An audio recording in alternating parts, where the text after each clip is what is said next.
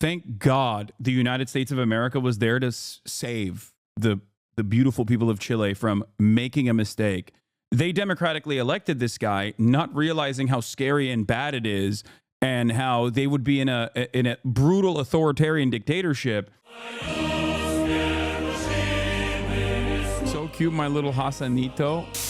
Okay, here, let's just watch Why Socialism Always Fails by NorthStar Radio. Said that some of you are communists. That is a very unpopular term today. The Soviet Union is a matter of practical fact. The practical fact known to you and known to all the world is run by a dictatorship. It shall be the policy of this nation to regard any nuclear missile. Isn't it crazy that all of America's enemies always happen to be totalitarian dictatorships? It's just crazy how America, regardless of how many actual totalitarian authoritarian dictatorships that they've aligned with, planted, armed, trained, defended, it's always the enemies that are secretly much worse. Much worse totalitarian dictatorship. It's so cool. It's convenient, and it's so cool that they're always on the right side. America's always on the right side of history, and our enemies are always on the wrong side of history. Launched from Cuba against any nation in the Western Hemisphere as an attack by the Soviet Union on the United States, requiring a full retaliatory response upon the Soviet Union. The Soviet Union is engaged in a relentless military buildup, overtaking and surpassing the United States in major categories of military power, acquiring what can only be considered an offensive military capability. Mr. Gorbachev, tear down this wall. During these last few months, you and I have witnessed one of the greatest dramas of the 20th century, the historic and revolutionary transformation of a totalitarian dictatorship, the Soviet Union, and the liberation of its peoples. Sadly, because Mr. Milosevic has negotiated agreements which he has then ignored, I have supported the NATO bombings of military targets. China is going to eat our lunch? Come on, man. They can't figure out how they're going to deal with the corruption that exists within the system. I mean, they're not bad folks, but guess what? They're not. I spent more time with Xi Jinping than any world leader had by the time we left office. This is a guy who doesn't have a democratic with a small d bone in his body. This is a guy who is a thug who, in fact, has 1 million Uyghurs in reconstruction camps, meaning concentration camps. This is a guy he's reconstructing them. He's constructing them and reconstructing them. It's crazy. He just keeps he rebuilds them. It's wild. See what's happening right now in it's really cool that Biden obviously is the #1 defender of Muslims, as we all know. Famously, he loves Muslims and wants to protect them. And he has stopped Xi Jinping from the Muslim reconstruction that took place. Hong Kong. And Beijing's actions continue to undermine the rules-based order and threaten the sovereignty of nations. Yeah. In 1970, in the mountainous South American country of Chile, a presidential election was underway, where 83% of the country turned out to vote. Representing the Popular Unity Party, Salvador Allende. Yeah, I'm the Breaking Bad meme in the car going, no, don't vote. Don't vote for democratic socialism. Don't do it. No, they'll kill you. The OG 9/11 chat. A socialist came out on top, beating out his competition by a mere 1% of the vote. Interesting. And after only 3 years, on September 11th, 1973, communist dictator Salvador Allende was kicked out of office by the people he brutally ruled over.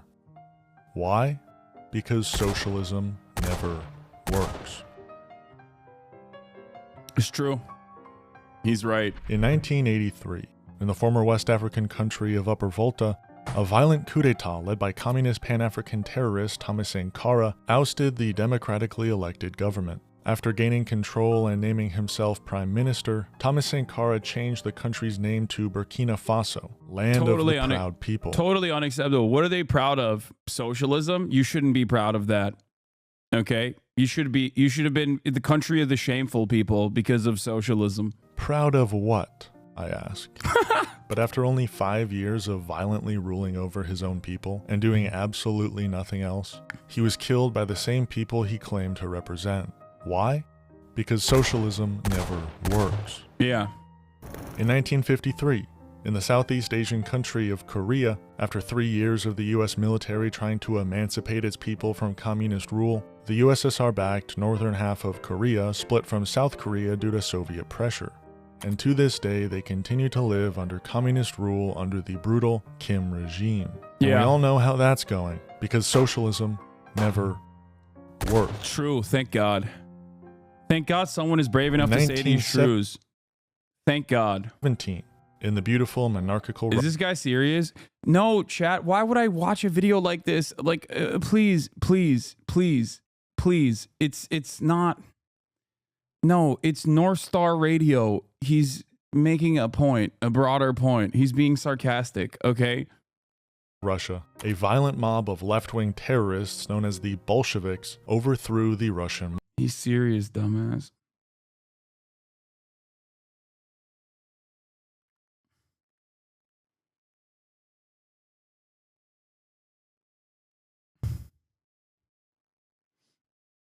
monarchy, ousting Tsar Nicholas II and brutally ending his entire lineage. Nearly 80 years... That was so unacceptable, honestly. Can you imagine the peaceful Tsar ruling over this vast land in the kindest ways possible? Famously, okay? Famously a much gentler monarchy. And all of a sudden, these peasants, they just rise up. These people, they just rise up in arms and take up arms against the peaceful, benevolent monarch. Like, what has he done? Nothing wrong.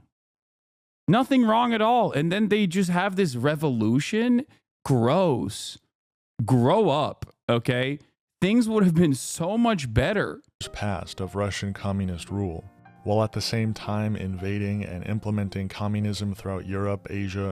Better an enslaved peasant in desperate squalor than a worker with pretty decent living conditions? That's what I'm saying, dude. What? Like, oh, what's next? You're going to talk about how the Tsar was consistently implementing pogroms? Like, ugh, whatever, dude. Some people have bad vibes, okay? Many of them happen to be Jewish. But the Tsar, he knew what was right from wrong. Duh. Some people are traitors. Like, what are you supposed to do? You can't go against the mandate of heaven. A person who is appointed by God, anointed by God. What? Oh my God, what's next, dude? You're going to tell me that men can't have hobbies like building 150 pipe bombs like the guy in Virginia? Thank God they let him go. America, ever encroaching on the last bit of democracy in the West. But after 80 years of brutal communist oppression, the Russian people finally had enough, rising up against their brutal dictatorship in the name of democracy, liberty, and justice for all. Yeah, and everybody knows the liberalization of the Soviet bloc was fantastic. I'll explain. When they were doing, when suicide rates went up by like 7 million %, and an entire region of the planet basically fell into squalor, okay, and tried to, I guess, self-medicate by killing themselves by drinking way too much alcohol, and there was child trafficking and sex slavery around. This was actually good. I'll explain. It's sometimes good to go through, the hard times because it creates strong men, right? I've seen that meme online somewhere. Hard times create strong men create good times, and then good times create weak men, and weak men create bad times. It's just growing pains, right? That's just how it works. Their decades of suffering were truly brought to conclusion by the destruction of the Berlin Wall and the liberation of West Berlin. How did the fiercest communist regime in the history of the world eventually collapse by the mere power of its oppressed people? Because socialism never works. It's true. Facts. True facts stated.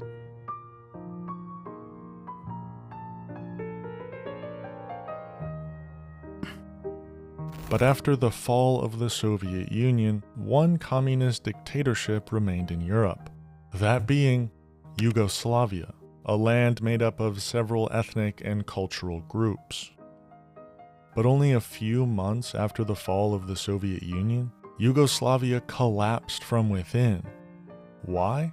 Say it with me now. Socialism never works. Socialism never works. Yeah, it's true. Gentleman from Vermont's recognized. Rest in power, Tito. I thank the gentleman for yielding. Mr. Speaker, the Constitution is very clear. It is the United States Congress which has the power to determine issues of war and peace and to decide whether our young men and women are put in harm's way. It is the President who is the Commander-in-Chief of the military. It is the Congress which determines whether we use that military. I have heard today that some people think that the U.S. participation in Kosovo now is unconstitutional. They're right.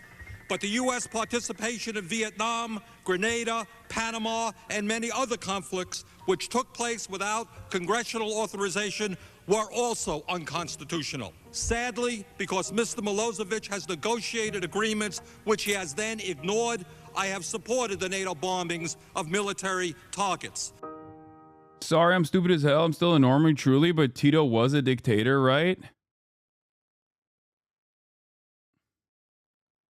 I feel like saying that about under American education, under Western education, saying that about like virtually every other leader that oversaw any sort of like socialist governance is understandable given how much education is out there talking about how devastating these guys were. But Tito is like famously one of those dudes that is supposed to be an in-betweener, you know, cooperation with the West and also cooperation with, to a certain degree, Soviet-aligned countries as well. It's interesting to say this about him ultimately because it's like he was, you know, he was definitely someone who worked with the West a lot.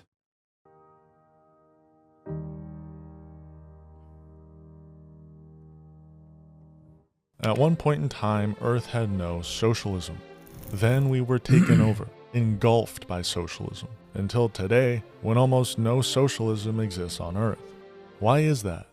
This is the history of socialism.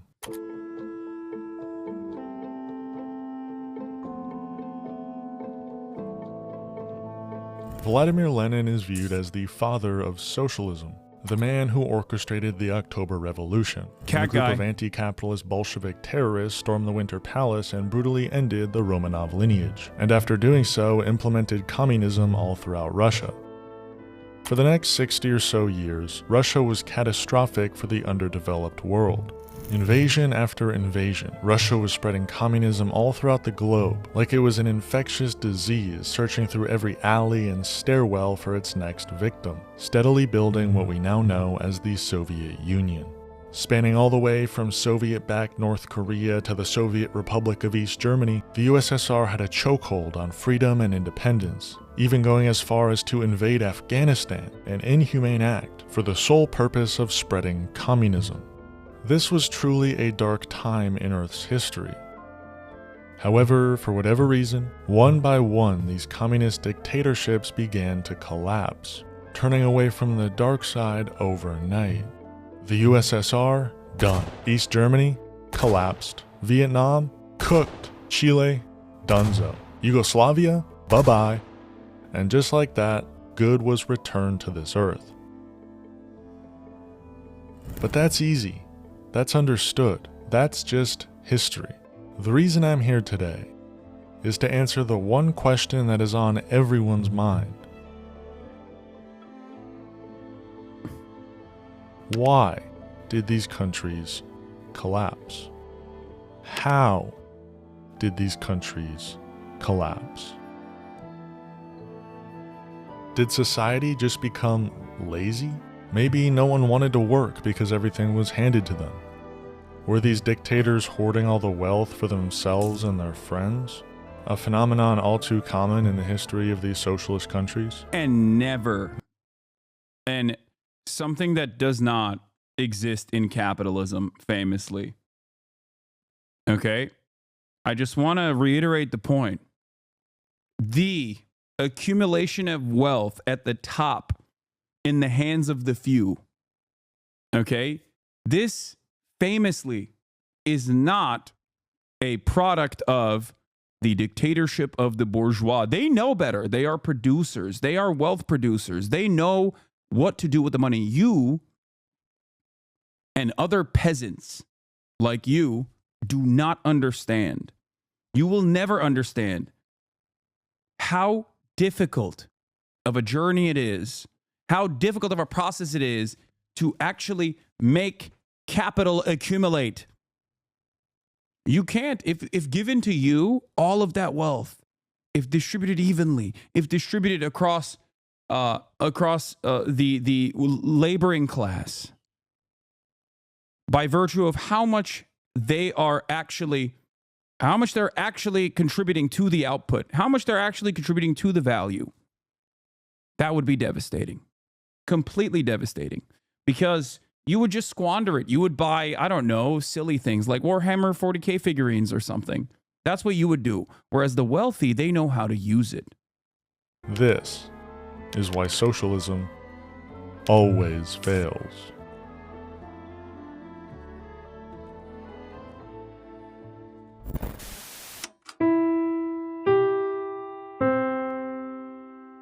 Today's broadcast is brought to you by viewers like you. Become a member today and unlock exclusive content at patreon.com/NorthStarRadio. Yeah, like think about it. This is a good point. Can you imagine how hard it is to buy Twitter for $46 billion way above market rate as for a joke, as a meme, and then only trying to back out of it, and then having the Delaware, Chamber of Commerce court or whatever force your hand into actually fulfilling the conditions of the agreement?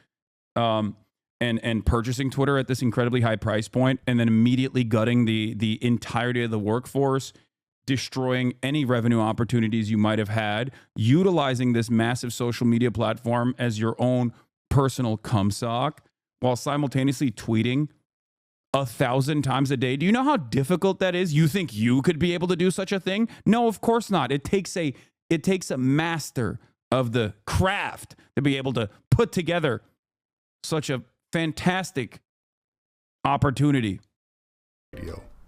A mere peasant like you does not know what it's like to tweet 1,000 times a day. Elon, on the other hand, is a genius. Take a closer look at the history of communist Chile to hopefully find a source, a reason, a catalyst, as they say, for its collapse. In 1973, Chile elected communist dictator Salvador Allende, but only a week after Allende took... Why are you being so condescending? I will buy your house when my Funko Pop investments, not a toy collection, take off. Stop. I'm fearful. I'm fearful of the market value of your Funko Pop collection growing every single day. Office, communist Chile's entire economy collapsed, and so did Salvador Allende's reign. But why? Why did communism work so poorly for Chile that their entire economy and society collapsed in only a week of Allende taking... Thank God the United States of America was there to save the beautiful people of Chile from making a mistake. They democratically elected this guy, not realizing how scary and bad it is, and how they would be in a brutal authoritarian dictatorship. So I think America wanted to show the people of Chile a lesson. They wanted them to understand that it would be really bad if you had a democratically elected socialist leader. So what's really better is to liberate you from that and then plant a puppet dictator who will do brutal military dictatorship stuff. But that's only as a lesson, you know, to show you how bad it could have been if Salvador Allende did those things. Office. Yeah. Well, Communist Chile was quick to implement government handouts. Left and right, they threw money at every poor, sick, hungry, desperate individual they could find on the street. Unacceptable. And overnight...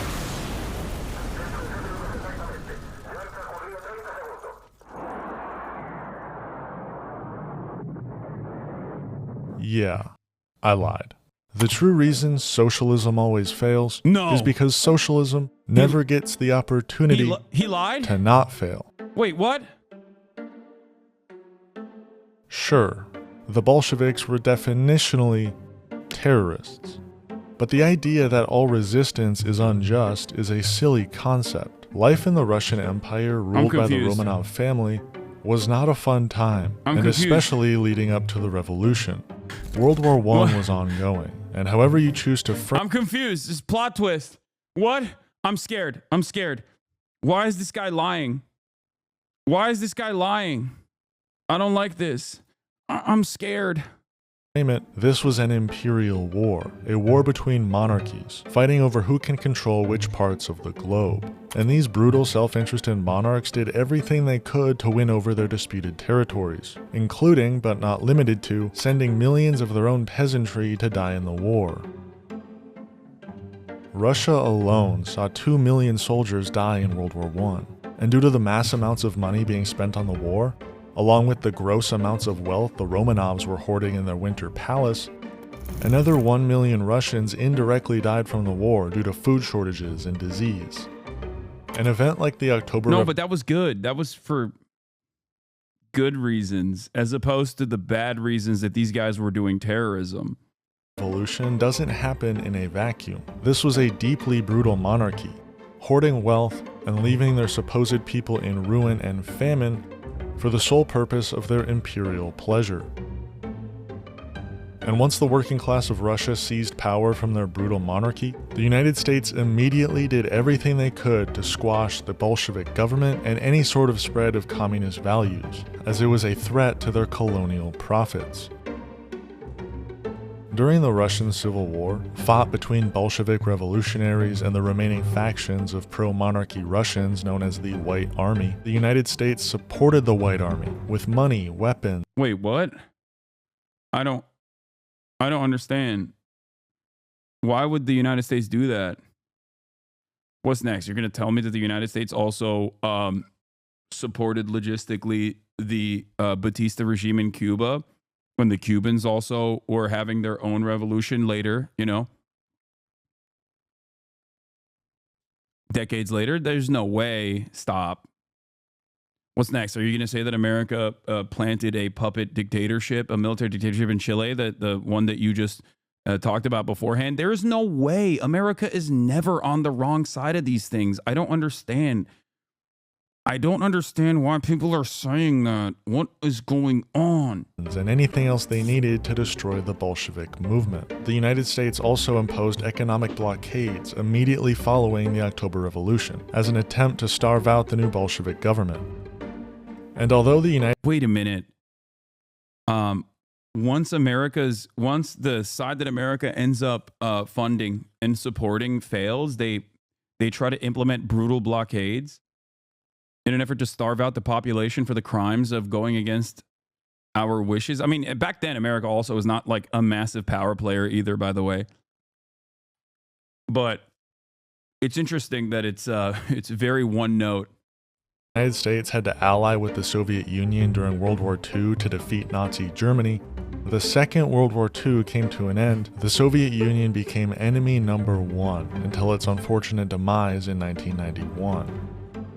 Alright, let's go through these as fast as possible. In 1948, the United States enacted the Marshall Plan, giving loads of funding to Western European countries after the war to rebuild. But nothing went to the Eastern European countries or victims of Imperial Japan, who faced the brunt of the death toll, including 20 million Chinese people, which no one seems to ever mention. In March of the same year, the United States and its Western European allies enacted a trade embargo of advanced technology like computers to the Soviet Union. Okay, to be fair though, had they considered not being led by the nationalists rather than pushing them out all the way into the island of Formosa, rather than be controlled by a communist government, which would of course potentially align itself with the Soviet Republic. I'm just saying, the Soviet Union and its sphere of influence was growing, and that's genuinely devastating for America's interests. So I don't think that's an appropriate thing. So yeah, no, even if you have 20 million that die, okay, under brutal imperial Japan's horrifying war crimes, okay, ultimately you don't need that money. You can deal with it on your own. Union, drastically limiting their ability to rebuild post-war. The next year, in 1949, NATO was established, which today seems to be understood as some sort of world police, but was originally designed with the sole purpose of intimidating and combating the USSR and their humanitarian efforts across the globe, stopping any potential expansion into Western Europe. The next year, in 1950, Radio Free Europe, an anti-communist radio broadcast, was founded, designed to expose Soviet citizens to Western ideas and spread lies about both communism and Western capitalism in hopes of creating dissent within the USSR. And in June of the same year, the famous proxy wars began. First, in Korea. The free nations have learned the fateful lesson of the 1930s. That lesson is that aggression must be met firmly. Appeasement leads only to further aggression and ultimately to war. Our worst gay president. Abraham Lincoln, our best gay president. Truman, our worst gay president. Following World War II, Korea was split between the US and the USSR. But when talks of reunification were widespread throughout the country, the United States installed a far-right authoritarian anti-communist president, famous for his suppression of left-wing movements and the Jeju Uprising, where 14,000 civilians were killed by the US-backed South Korean government. This obviously caused the USSR-backed DPRK, or North Korea, to invade South Korea, as its people were being suppressed by the United States. They were being ruthlessly slaughtered by the US-backed leadership. Though left-wing ideas and talks of reunification were widespread throughout the country. Also, speaking of Jeju, something that's really interesting about Jeju Island, aside from the fact that it was one of the areas that even the Republic of Korea at the time basically allowed to have people's committees and whatnot. Blowback, shouts out to Blowback Season 3. Until they decided that it was actually too problematic and there was guerrilla warfare, and they brutally suppressed it by, mass executions and all that good stuff. Jeju Island also happens to have, considering how, from what I understand, we've talked extensively about the misogyny in Korea. Jeju Island has a unique history where, what do you call it? There is a matriarchal family structure. It's one of the places in Korea that, in South Korea, that has a matriarchal family structure on Jeju Island, even though it's basically like, its old remnants are almost entirely destroyed at this point, but the female divers, the diving ladies.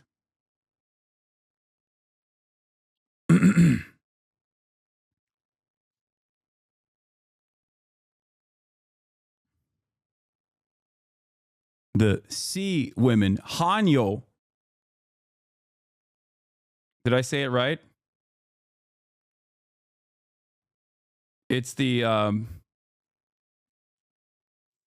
matriarchal structure that they have where women go dive and the men stay at home.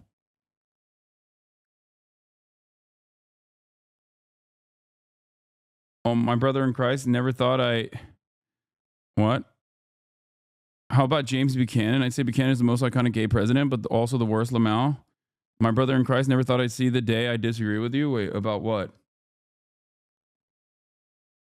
Just in the north. And after 3 years of brutal warfare, where the US carpet-bombed the entirety of North Korea, targeting infrastructure, farms, government buildings, entire villages of innocent civilians, the war came to a temporary end with an armistice agreement. I don't have as much time as I would have hoped to go into the full. And in the process, they thought about, using multiple nukes both on North Korean soil. Instead, they just napalmed it, used biological chemical warfare, some of which they learned from the Japanese collaborators that they allowed to roam free without any sort of additional legal scrutiny for their war crimes that they committed in Manchuria.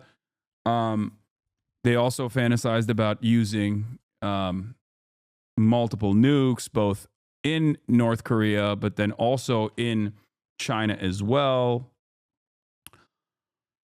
Yeah. Full depth of Korean history, so I advise you to please look into it if you don't believe me. We then moved to Vietnam, where its people were attempting to achieve liberation and independence from France and other Western powers. Also unacceptable. But the United States had other ideas.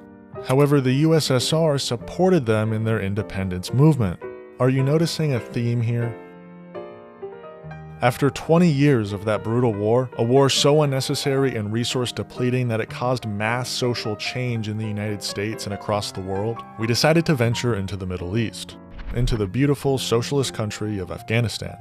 The United States funded and assisted insurgent movements like the Mujahideen as an attempt to overthrow the already existing Marxist government of Afghanistan. This led the USSR to send 100,000 troops into Afghanistan to assist the socialist government in their fight against these rebel groups.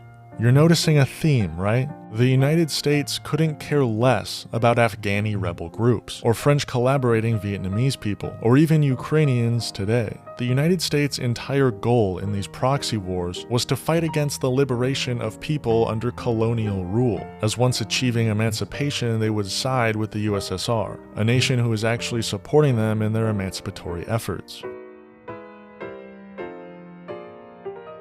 Socialism didn't work in Afghanistan, in Vietnam, in Korea, not because socialism never works, but because socialism never works when you have the United States empire actively fighting against it by any means necessary.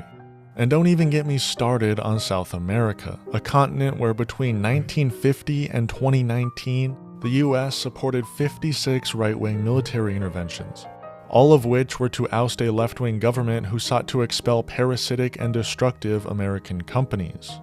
And yes, it happened in 2019, when the country of Bolivia tried to nationalize their lithium reserves.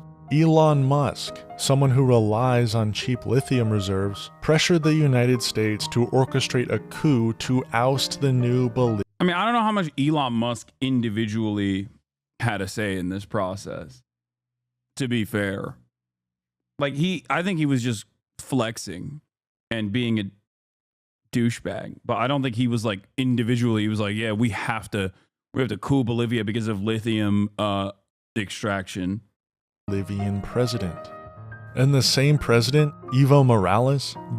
I mean, who knows? He might have more of a say now in the upcoming administration. I mean, he certainly will have more of a say now, but just survived another assassination attempt. They can't get rid of the. But ultimately, the thing is, it doesn't necessarily matter because it's in line with the interest. It's in line with capital interest. That's it. That's what matters the most. That's what matters the most. And by the way, as always, Bolivia was presented as a people revolting against the brutal dictatorship of Evo Morales every single time. Every single time there's any sort of like any sort of minor mobilization against any kind of government that America considers to be a threat or a foreign adversary, our media immediately runs to say, oh, look, the people are finally rising up. And then, even if it fails, and in some instances it does fail, okay, and the people actually do engage in popular mobilization against a coup, okay, that America is backing, there's rarely ever any coverage over the matter. It's like it's already resolved, you know? We already figured it out. We already know what happened. This man. But there is a silver lining in all of this. The United States can put its grubby little hands wherever it chooses to put them. Squash whatever sort of movement that has any chance of limiting their global control. But what they can't do is beat resiliency, determination.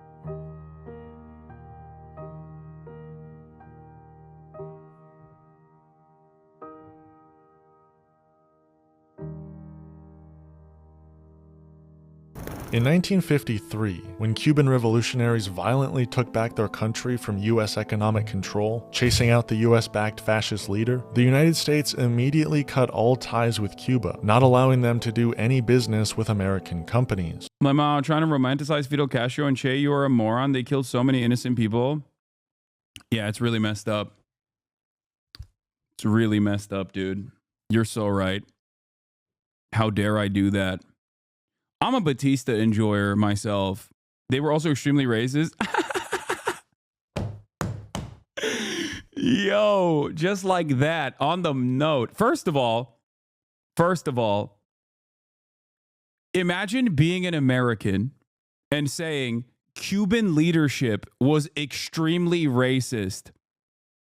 Like, the Cuban revolutionary leaders were extremely racist.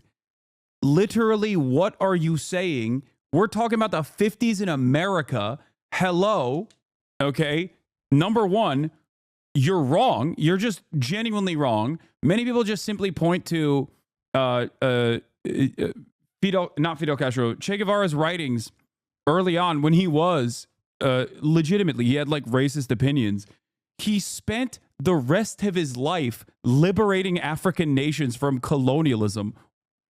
You have done nothing to help black people. You are currently defending the American government, who was infinitely more racist than the anti-feudalist revolutionary actions that these guys engaged in Cuba, okay? While simultaneously talking about a guy who directly took up arms to engage, to help African nations against being victims of colonialism for the rest of his life. Ridiculous. Ridiculous making this statement. There is not anything, there's nothing that is further away from reality than this. Luckily, they had the USSR and were able to succeed as a socialist state all the way up until 1991 when the USSR fell. This period of time became very difficult for Cuba. They didn't have a greater power looking out for them from across the world, but they were resilient. At this point, Cuba was nearly 100% literate, and now that they had to be even more self-reliant than they already were, Cuba began educating its people en masse, with only 10% of the population attending college at the time of the USSR's collapse, to now when nearly 40% of all Cubans are enrolled at a university. This Cuban resilience and their dedication to education has been a monumental success. Cuba now has the most doctors per capita of any country, with 9 doctors for every 1,000 people, which, unsurprisingly, has allowed Cuba to invent vaccines. That's really unacceptable. I mean, honestly, what they've done to the profit motive is truly heinous. vaccinations even the United States has yet to figure out. The COVID pandemic was uniquely difficult for Cuba, since people like Bill Gates refused to make public their vaccine blueprints, and Cuba couldn't buy the vaccines from the United I gotta go pee. States either, so they were forced to create their own COVID vaccine, and ultimately experienced a significantly lower death toll than the United States. This country gets terrible press, but North Korea has also been resilient. It's a similar story to Cuba's. North Korea was able to find success after the Korean War thanks to help from the USSR. But they too understood they couldn't be reliant on the USSR. So they went through 2 decades of rapid industrialization, focusing on self-reliance. However, when the USSR inevitably dissolved, North Korea hit a plateau and struggled to develop further. And due to American sanctions, they experienced severe famine throughout the entire country in the 1990s and 2000s. But nowadays, North Korea has a new power looking out for them. Actually, they've been doing a lot of business overseas this country. Not the sort of business the United States engages in, almost the opposite. And that power is China. We do have some breaking news. There are satellite images, and what they appear to show is rapid construction at several suspected silo fields in China that could eventually launch nuclear weapons. Tensions are rising in one of the most hotly contested regions on the planet, the South China Sea. From militarized artificial islands to fighter jets and warplanes, China's heavy presence in the disputed region is putting the U.S. and its allies on notice. China and the United States both have been getting involved in other countries. But instead of the United States strategy of war, oppression, and total military takeover, American and coalition forces are in the early stages of military operations to disarm Iraq. I think, like, for a lot of people, whenever there's any sort of whenever there's any sort of promotion of like countries that are outside of the sphere of American influence, outside of the sphere of direct capitalist influence,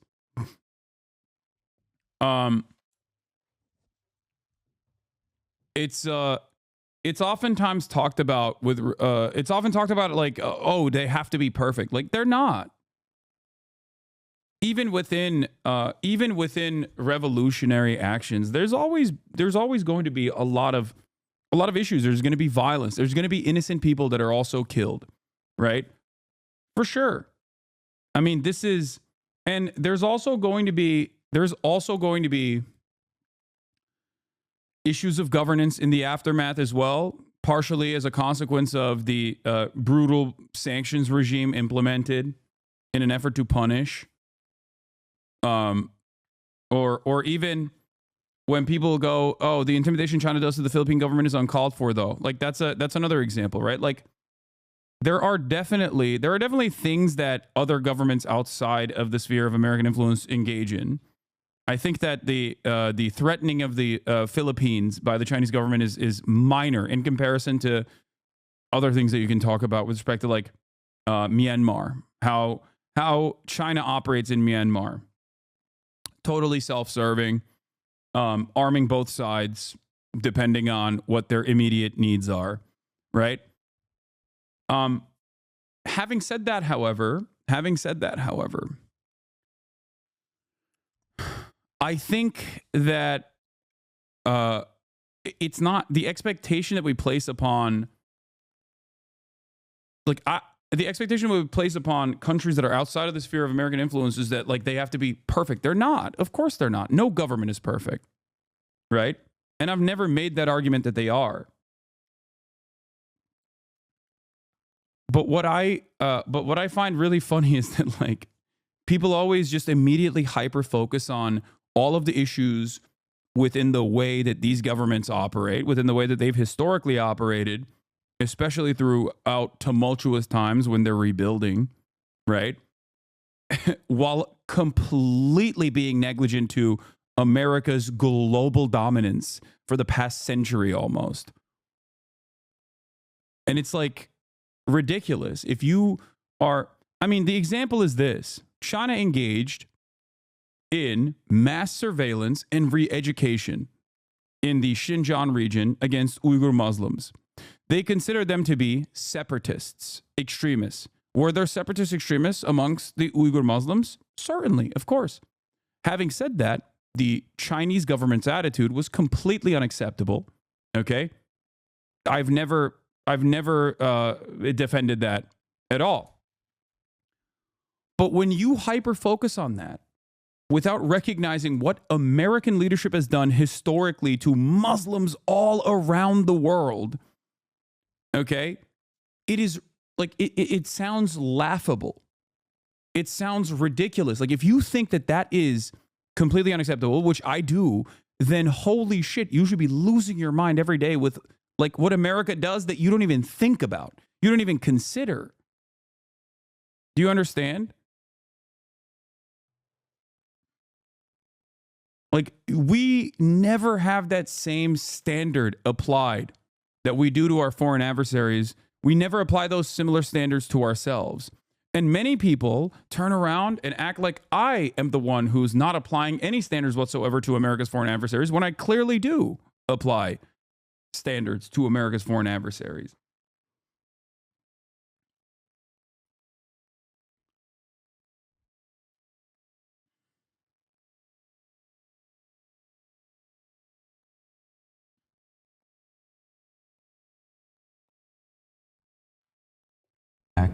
To free its people and to defend the world from grave danger. China has been going about it a different way, known as the Belt and Road Initiative.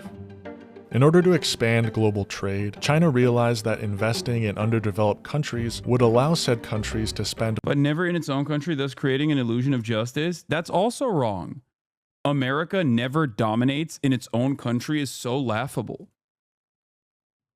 The problem is American dominance on U.S. soil is invisible, and it's backed by a massively successful press apparatus that is also seen as invisible, both historically with American dominance against Native Americans or chattel slavery, but even in contemporary American society where we are so brutal, so ruthless to the poor. Like, I'm not even talking about the indigenous people when I talk about like American dominance against, you know, entire, not explicitly like Japan concentration camp in the U.S. I mean,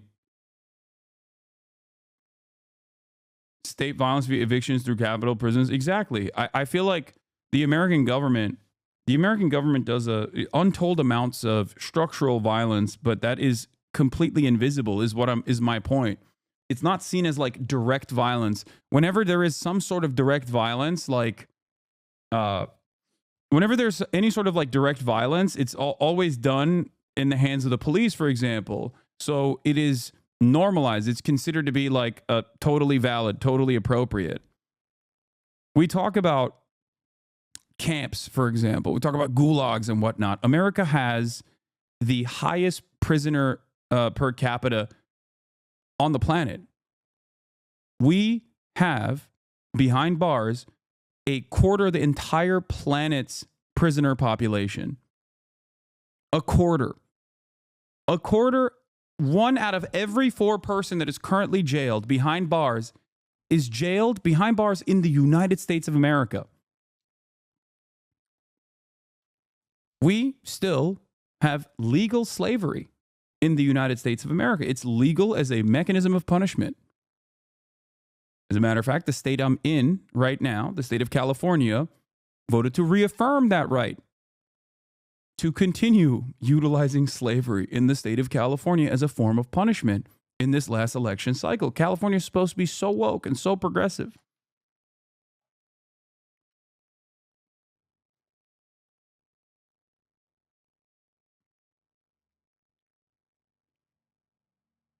This is the problem.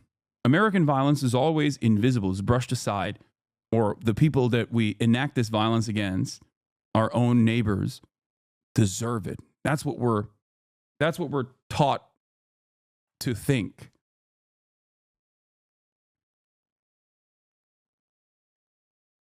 When our foreign adversaries do it, it's unimaginable cruelty. That's why I always joke around and say, like, I love those memes about, talking about American society like I'm Yeonmi Parks, but for America.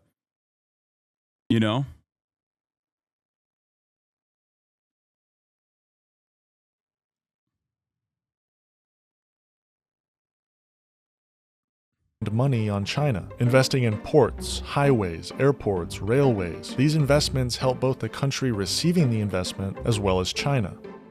Some people criticize China for the Belt and Road Initiative, claiming that it ties down poor countries to China, forcing them to pay back loans that their unstable economy makes difficult to pay back. But what would you rather have? A global power invading your country and changing the government leadership overnight to crack down on left-wing liberation movements? Or a global power investing in your infrastructure, with the purpose of your country being able to better participate in global trade, ultimately growing your economy and creating opportunities that had not previously existed.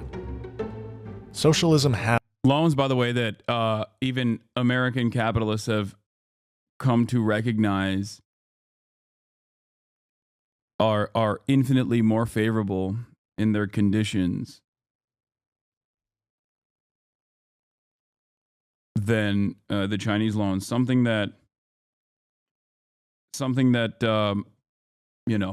we're trying to fix here in the West is by trying to offer better loan conditions. Has worked. It worked for every country that's tried it. Yeah, 17 different loans were forgiven by China. The inevitable reaction by the United States. But when people try to argue that socialism never works, they're really admitting that as long as there is a global network of American-backed leaders, allowing for the continuation of America's pillaging of the Third World, as well as a vast collection of American military bases all across the world, socialism can never work. It is always in the best interest of imperialists to squash anti-imperialist movements, especially when that movement is taking place on the largest deposit of crude oil in the entire world. Thank you for watching North Star Radio. Peace and love. Free Palestine. Have we ever tried to meddle in other countries' elections? Oh, probably. Oh, man. But it was for the good of the system in order to avoid the communists from... Did you mean wage slavery or prison complex slavery? No, prison complex slavery, not wage slavery. Wage slavery is a separate one that we also try to talk about and try to abolish. How the U.S. destroyed more than socialism in Chile. Project Cybersyn by cool former right, now socialist YouTuber overzealous. No, I don't want to do that. Are you stating that the loans handed out by China are more fair than the ones handed out by our financial institutions or the loans given out by U.S. to other countries? No, I'm talking about the IMF and the World Bank.